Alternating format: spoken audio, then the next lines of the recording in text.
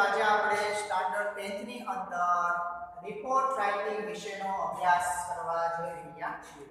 જો report writing આપણા માટે સ્ટાન્ડર્ડ 10th ની અંદર નવું છે, કારણ કે અત્યાર સુધી આપણે એ શીખેલા નથી. પણ હવે આજથી આપણે રિપોર્ટ રાઇટિંગ કઈ રીતના લખાય છે અને રિપોર્ટ રાઇટિંગમાં કઈ રીતના વાક્યો બનાવવામાં આવે છે એના વિશેનો અભ્યાસ કરીશું.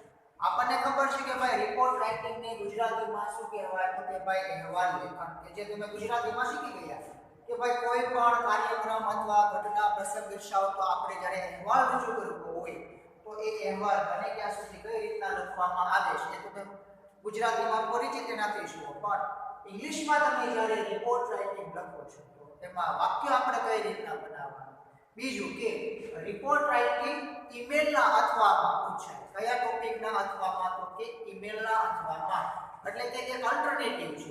જો તમારે ઈમેલ લખવું હોય તો તમે ઈમેલ લખી શકો, અથવા જો તમારે રિપોર્ટ રાઇટિંગ લખવું હોય તો તમે ઈમેલના અથવામાં રિપોર્ટ રાઇટિંગ લખી શકો. એટલે રિપોર્ટ રાઇટિંગ કે જે ઈમેલના અથવામાં પૂછાતો પ્રશ્ન.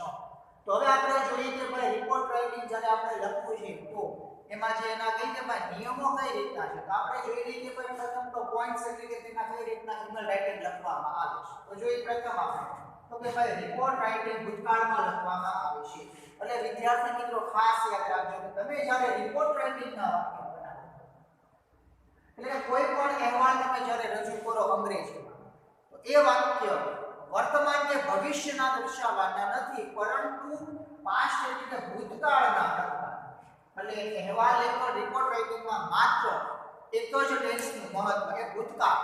હવે ભૂતકાળમાં કયા ટેન્સના વાક્ય બનાવવા એ પણ મેં લખી દીધું. ઓકે, ભૂતકાળના વાક્ય આપણે લખવાના હોય છે, જેમાં સાદા ભૂતકાળના, બીજું પેસિવ વોઇસની વાક્ય રચના. સાદા ભૂતકાળની પેસિવ વોઇસની વાક્ય રચના એટલે કે પેસિવ વોઇસના વાક્ય બનાવવા. જો રિપોર્ટ રાઇટિંગમાં બને ત્યાં સુધી વધુ પડતા વાક્ય હોય તો પેસિવ વોઇસ,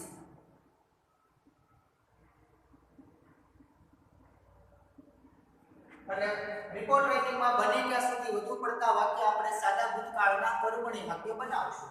એટલે નંબર 2 માં છે was were plus v3 એટલે કે સાદા ભૂતકાળનું પેસિવ વાક્ય. તેના પછી તો કે ભાઈ had plus v3. હવે had plus v3 એ કયો ટેન્સ દર્શાવે તો કે પરફેક્ટ પાસ્ટ ટેન્સ એટલે કે પૂર્ણ ભૂતકાળ, અથવા તો had been. ત્યારે કે had plus v3 અથવા તો had been નો તમે ઉપયોગ કરી શકો. તો રિપોર્ટ રાઇટિંગ તમે જ્યારે લખો વાક્ય બનાવો તો એ વાક્ય તમારે ભૂતકાળમાં લખવાના. ભૂતકાળમાં કયા ટેન્સમાં બને ત્યાં સુધી વાક્ય બનાવવાના તો કે ભાઈ સાદા ભૂતકાળમાં, સાદા ભૂતકાળના કર્મણી વાક્યો અને had plus v3 એટલે કે પૂર્ણ ભૂતકાળમાં અથવા તો had been વાળી વાક્ય રચના દર્શાવવાની. હવે માની લો કે પરીક્ષામાં તમારે ઈમેલ લખવું નથી, પરંતુ તમારે રિપોર્ટ રાઇટિંગ એટલે કે કોઈ અહેવાલ તમારે રજૂ કરવો છે. તો અહેવાલ રજૂ કરતી વખતે બીજી કઈ આપણે તેની કઈ કે ભાઈ ખાસિયત કે ભાઈ લાક્ષણિકતાઓ છે એ આપણે જોઈએ. તો જેના પછી લખેલું છે કે ભાઈ શરૂઆત, માની લો કે ઈમેલ એસએસસી માં તમે એક પેજમાં લખો છો તો એ પેજમાં કઈ રીતના છે જો કે ભાઈ શરૂઆતમાં પેજ ઉપર, શરૂઆતમાં એક પેજમાં તમે જ્યારે રિપોર્ટ લખો છો તૈયાર કરી રહ્યા હો ત્યારે પેજ ઉપર મધ્યમાં એટલે કે બરોબર સેન્ટરમાં કે ભાઈ મધ્યમાં ટાઇટલ લખી ઈમેલ રિપોર્ટ રાઇટિંગ શેના વિશેનું છે એને અનુલક્ષીને તમારે એનું ટાઇટલ રજૂ કરવાનું હોય છે. એટલે કે શરૂઆતમાં પેજ ઉપર મધ્યમાં ટાઇટલ લખવું, પેજની અંદર બરોબર એક્ઝેક્ટ નીચે સેન્ટરમાં આપણે એનું ટાઇટલ દર્શાવવાનું હોય છે. એના પછી તો કે ભાઈ જમણી બાજુ અથવા તો ડાબી બાજુ તારીખ અને સ્થળ લખવું. આ પણ નિયમ છે કે ભાઈ પેજ ઉપર પ્રથમ આપણે ટાઇટલ, હવે તેના પછી નીચે જમણી બાજુ અથવા તો ડાબી બાજુ તમે તારીખ અને સ્થળ દર્શાવવું પડે. એટલે કે તારીખ અથવા તો સ્થળ આપણે લખવાનું હોય છે. હવે માની લો કે ટાઇટલ, તારીખ અને સ્થળ એટલી વસ્તુ તમે લખી તો એનું આપણને કેટલા માર્ક્સ આપી દઈએ છીએ? 1 માર્ક્સ. જેમ કે ઈમેલમાં આપણે જોયું કે ભાઈ ફ્રોમ, ટુ, ડેટ અને સબ્જેક્ટ જ્યારે આપણે દર્શાવીએ ત્યારે આપણને 1 મળે. તેવી જ રીતના રિપોર્ટ રાઇટિંગની અંદર પણ આપણને ટાઇટલ, ડેટ અને પ્લેસ કેટલું તમે દર્શાવો તો આપણને આપી દઈએ છીએ 1 માર્ક્સ. ક્લિયર? તેના પછી તો જો લખ્યું કે ભાઈ રિપોર્ટ રાઇટિંગમાં બની ત્યાં આપણે ઈમેલમાં બને ત્યાં સુધી આપણે 10 થી 12 અથવા 14 જેટલા વાક્ય બનાવવાના. તો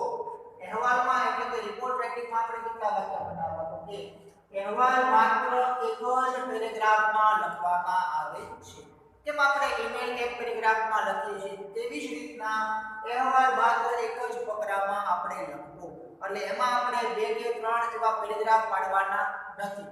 એક જ પેરેગ્રાફમાં આપણે રિપોર્ટ રાઇટિંગની સંપૂર્ણ વિષય વસ્તુને ધ્યાનમાં રાખીને આપણે લખવાના વાક્યો. હવે વાક્યો કેટલા બનાવવા? એટલે વાક્યો એટલે મીન્સ કે ભાઈ આ પોઈન્ટ કરીને વાક્ય નથી બનાવવા.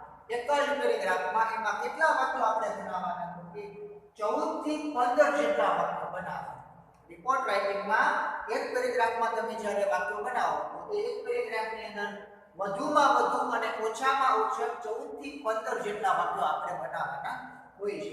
તો આ છે રિપોર્ટ રાઇટિંગના સામાન્ય નિયમો. કીધું એમ કે રિપોર્ટ રાઇટિંગને આપણે ભૂતકાળમાં દર્શાવવાનું હોય છે, એટલે કે કોઈ પ્રસંગ કે ક્રિયા કે જે ભૂતકાળમાં કે ભાઈ અગાઉ બની ગઈ છે એને આપણે રજૂ કરવું એટલે એને આપણે ભૂતકાળમાં દર્શાવવું. બીજું કે ભૂતકાળમાં તમે જે રજૂ કરો એમાં સાદા ભૂતકાળના વાક્યો, સાદા ભૂતકાળના કર્મણી વાક્ય રચનાઓ દર્શાવતા વાક્યો બનાવવાના.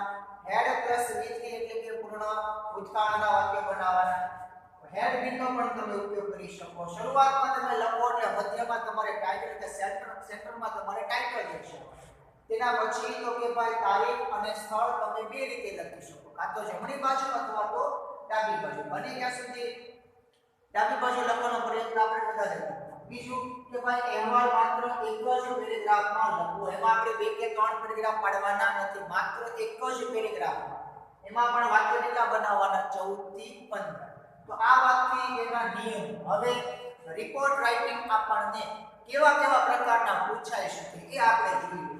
તો જો પ્રથમ લખ્યું છે કે ભાઈ રિપોર્ટ ઓન ડે સેલિબ્રેશન, કોઈ દિવસની આપણે ઉજવણી કરી છે. ફોર એક્ઝામ્પલ કે ભાઈ એસએસસી નો વિદાય કાર્યક્રમ, વાર્ષિક ઉત્સવ, તો આવી રીતના કોઈ પણ દિવસની આપણે ઉજવણી કરી, અથવા તો 15મી ઓગસ્ટ, 26મી જાન્યુઆરી, તો આવી રીતના કોઈ પણ દિવસની ઉજવણી કરી હોય એને અનુલક્ષીને પણ રિપોર્ટ રાઇટિંગ પૂછાઈ શકે. નંબર સેકન્ડમાં આપ્યું છે આપણને રિપોર્ટ ઓન ફંક્શન, કે ભાઈ કોઈ કાર્યક્રમને અનુલક્ષીને પણ રિપોર્ટ તૈયાર કરવાનો હોય છે. તેના પછી નંબર 3 માં આપણને આપેલું છે કે રિપોર્ટ ઓન કોમ્પિટિશન, કોઈ સ્પર્ધાને અનુલક્ષીને પણ રિપોર્ટ તૈયાર કરવાનો હોય છે.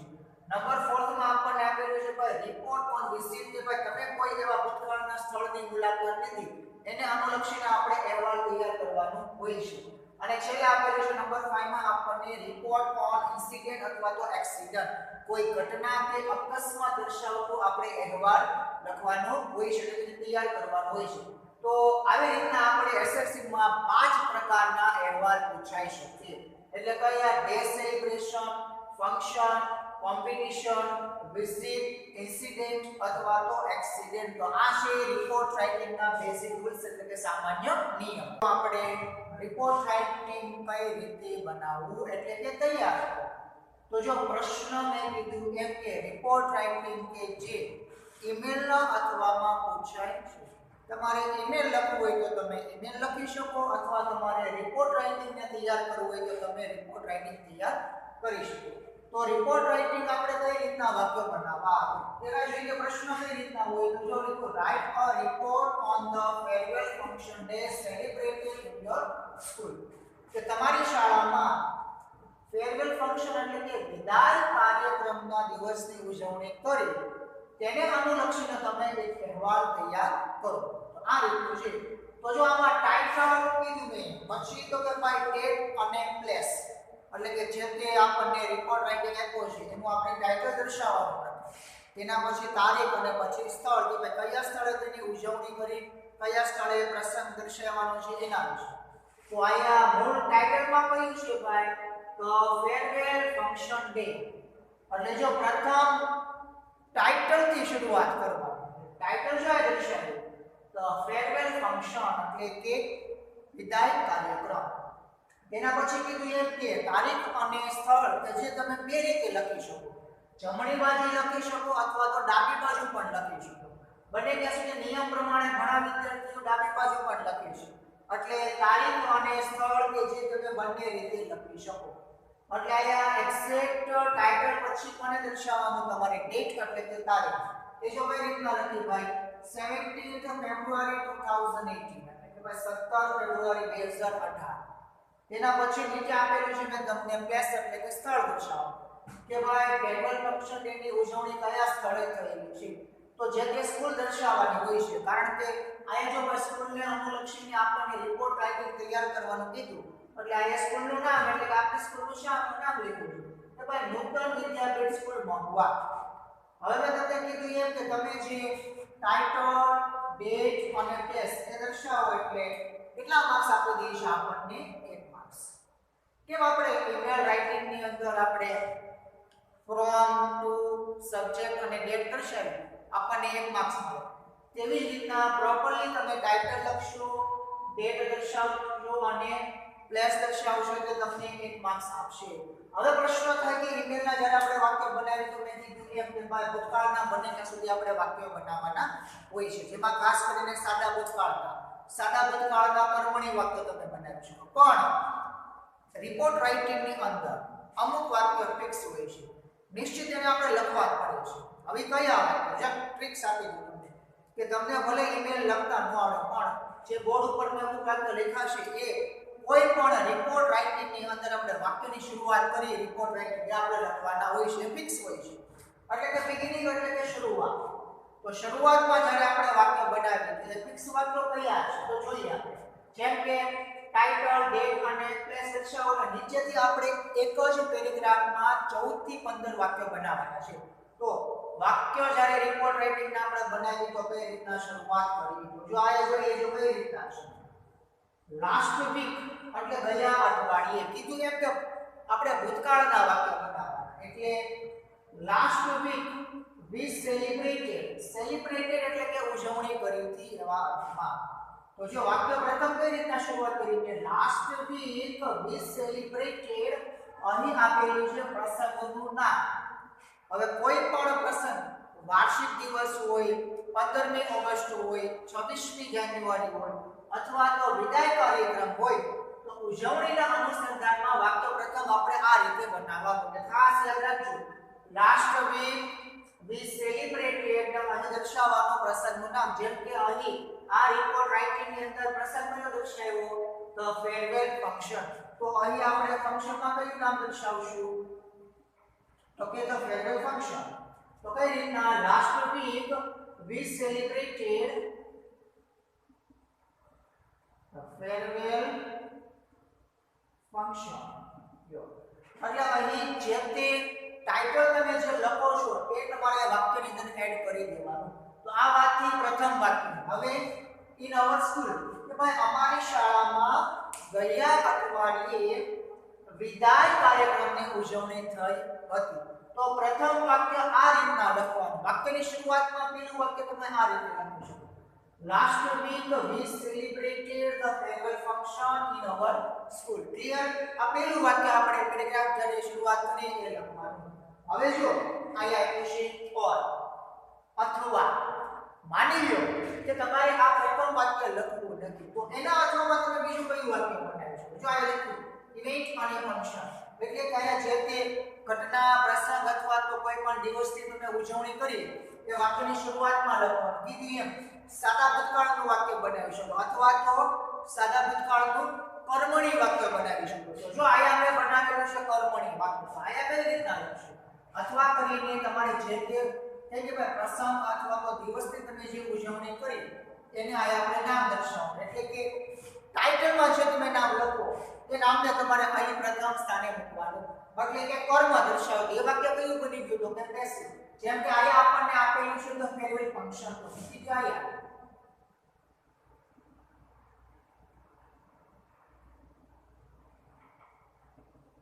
એટલે આ વાક્ય બની ગયું પેસિવ.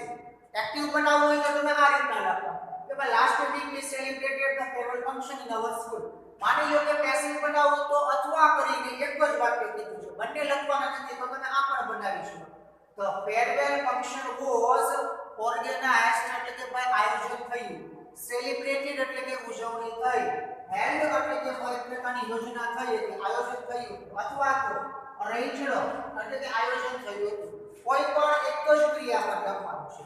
પેસિવ વોઇસ નું વાક્ય બનાવો તો અમને અનુકૂળતા હોય તો તમે આનો પણ ઉપયોગ કરી શકો. તો કઈ રીતના તો ફેરવેલ ફંક્શન વોઝ ઓર્ગેનાઇઝ્ડ અથવા સેલિબ્રેટેડ એ પણ ક્રિયાપદનો ઉપયોગ કરી શકો અથવા હેલ્ડ અથવા અરેન્જ. આમાંથી કોઈ પણ એક જ ક્રિયાપદનો ઉપયોગ કરવાનો. માની લો કે આ લીધું the farewell function was organized. હવે પછી શું લખવાનું by નામ વાળા માટે by. હવે જો અહીંયા name of institution or school, કોઈ પણ સંસ્થાનું નામ અથવા તો શાળાનું નામ.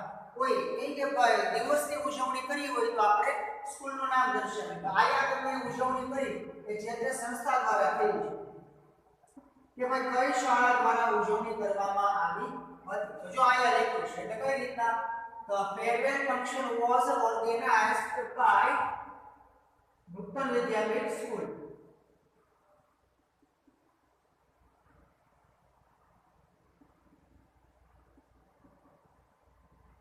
એટલે આ રીતના વિદ્યાર્થી મિત્રો વાક્ય બનાવવાનું. એટલે અહીં કઈ રીતના બન્યું the farewell function was organized by Nutan Vidyapith school. કે નૂતન વિદ્યાપીઠ સ્કૂલ દ્વારા વિદાય કાર્યક્રમનું આયોજન કરવામાં આવ્યું હતું. ક્લિયર? આ બની ગયું વાક્ય. હજી પૂરું નથી. હવે જો આ આપ્યું છે ઓન ડેટ. ઓન લખ્યા પછી આપણે તારીખ દર્શાવવાની. 17 એક પછી આપણે દર્શાવવાનો કોઈ ચોક્કસ સમય કે કાર્યક્રમની શરૂઆત ક્યારથી થઈ. ઉપર આપણે બ્લેક પેનથી લખીએ તમને ખ્યાલ આવે. આયા દર્શાવી દઈએ by 17. આયા દર્શાવી દઈએ આપણે સવારે મોર્નિંગ માં સમય શરૂ કર્યો એટલે 9 am. આય ઓન પછી તમારે આવી રીતના તારીખ દર્શાવવાની. એક ચોક્કસ સમય અને સવારે 9 વાગે શરૂ કર્યો. ઇન હવે જો ઇન આયા જો આપણે ઇન અવર સ્કૂલ તો આયા શું દર્શાવી દેવાનું અવર સ્કૂલ. જો પ્રથમ વાક્ય તમારે સાદા વર્તમાન કાળનું એક્ટિવ ન લખવું તો પેસિવ આ રીતના બને the farewell function was organized by Nutan Vidyapith school on 17th at 9 am in our school. Clear? એટલે આ પ્રથમ વાક્ય આ રીતના કોઈ પણ રિપોર્ટ રાઇટિંગ માં તમારે લખવાનું. નાઉ નેક્સ્ટ જ્યારે બીજું વાક્ય તમારે આપણે જે બનાવવું છે એક વાક્ય પૂરું કર્યું બીજું વાક્ય તો કઈ રીતના the function event. એટલે આયા શું દર્શાવવાનું છે તે કાર્યક્રમ અથવા તો દિવસની ઉજવણી કરી તેનું નામ. તો આયા કયું આવશે તો કે ભાઈ farewell function. તો આયા દર્શાવો તમે the farewell function.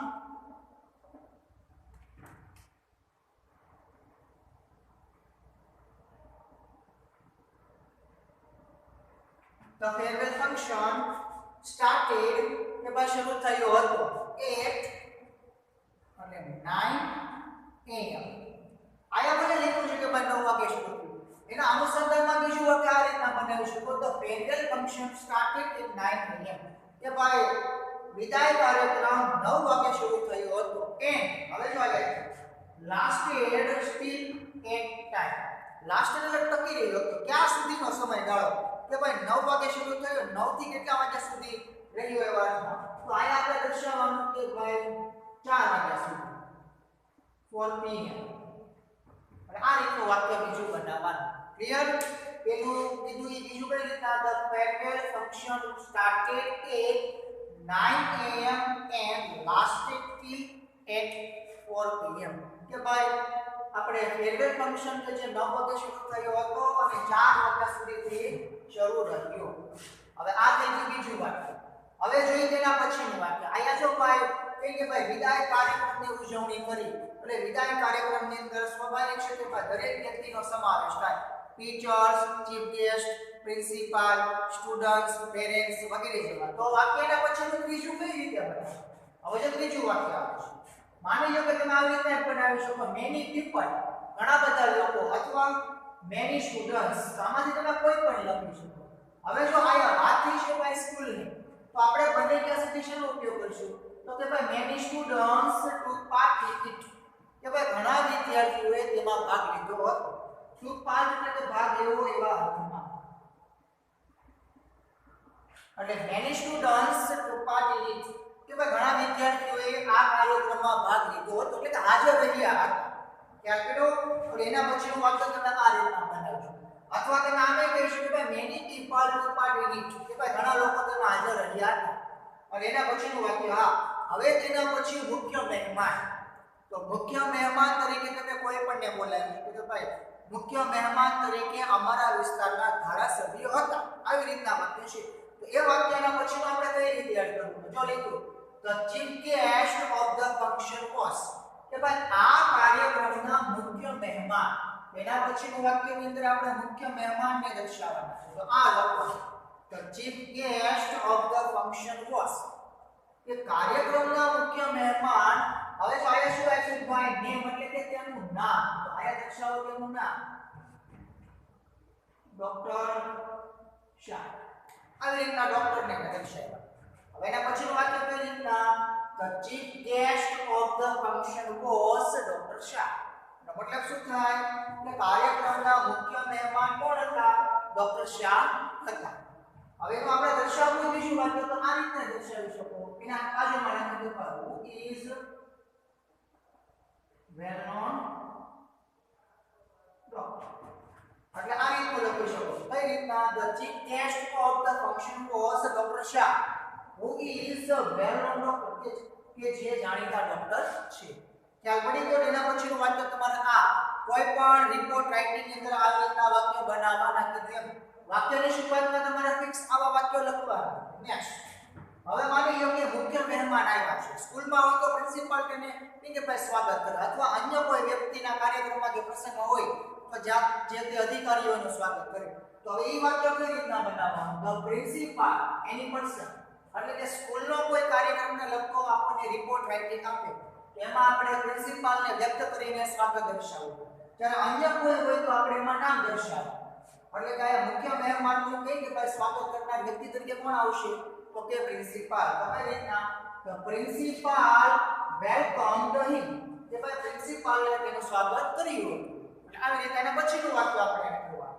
એટલે ટૂંકમાં આ ફિક્સ વાક્ય તો તમારે બધા લખવાના ધ પ્રિન્સિપાલ વેલકમ્ડ હિમ એટલે કે પ્રિન્સિપાલે તેનું સ્વાગત કર્યું હતું હવે તેના પછીનું વાક્ય આયા જોઈ કે ભાઈ સ્વાગત થઈ ગયું હવે કાર્યક્રમની અંદર એનું સ્વાગત કર્યા પછી વ્યક્તિ શું કરશે ભાઈ કાર્યક્રમની કે બે પ્રકારનું ઉદ્ઘાટન કરશે તો આ વાક્ય કઈ રીતના બનાવવાનું તો કે ભાઈ હી એટલે મુખ્ય મહેમાન કોણ છે મુખ્ય મહેમાન ડોક્ટર શાહ તો ભાઈ હી ઇનઓગ્યુરેટેડ એટલે કે ઉદ્ઘાટન કરવું